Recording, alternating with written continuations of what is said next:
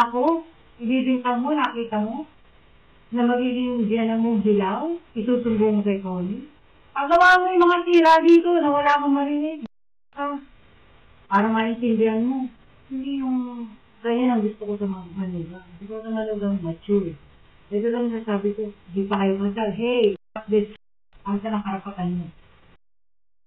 Tuluyan nang umalis ng Toro House ang ina ni Tony Fowler na si Madam Gemma matapos ang matinding diskusyong nangyari sa pagitan nila nitong latest episode ng reality show ng Toro Family.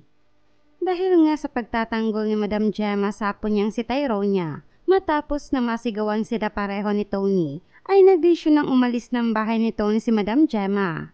Ngunit bago ito tuluyang umalis, ay nag-iwan siya ng mensahe niya sa dalawang anak na sila Tony at Mama Marie at mga side comments niya sa ilang miyembro ng Toro Family. Highlight sa mensahe nito ang komento niya patungkol sa partner ni Tony ngayon na si Tito Vince, kung saan ay galit na galit ito dahil sa pag-aakalang nagsusumbong si Tito Vince kay Tony sa tuwing naririnig sila nito na nag-iingay sa interview ng kanilang reality show. Ikinagalit din ito na pasigaw kung magsaway si Tito Vince sa mga nag-iingay at may kasama pang mura. Dahil dito, inihayag niya ang komento niya kay Tito Vince at sinabing sunod-sunuran lamang ito sa anak niyang si Tony. Ikinumpara pa ni Madam Gemma si Tito Vince sa alagang aso ni Tony na si Birthday, na ani ay mas mahal pa ng anak niya kaysa kay Tito Vince. Mga pahayag ni Madam Gemma, "Anak ko, pagagalitan ako dahil sa'yo, hindi mo ba alam sa harap ng bahay mo maingay? May dumadaang sasakyan sa paligid mo.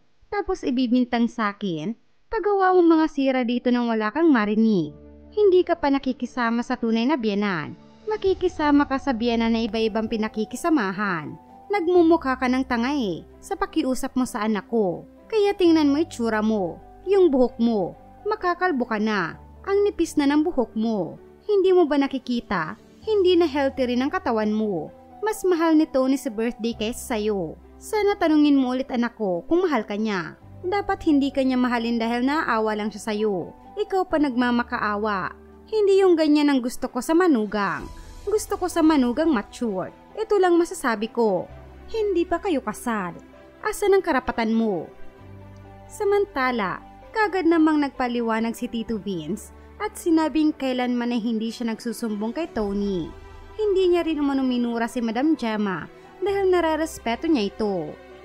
Sa kabilang dako, ibinahagi rin ni Tony na pinalalayo ni Madam Gemma si Tyronia kay Tito Vince dahil hindi raw sa kanya pwedeng payakap-yakap nito sa bata.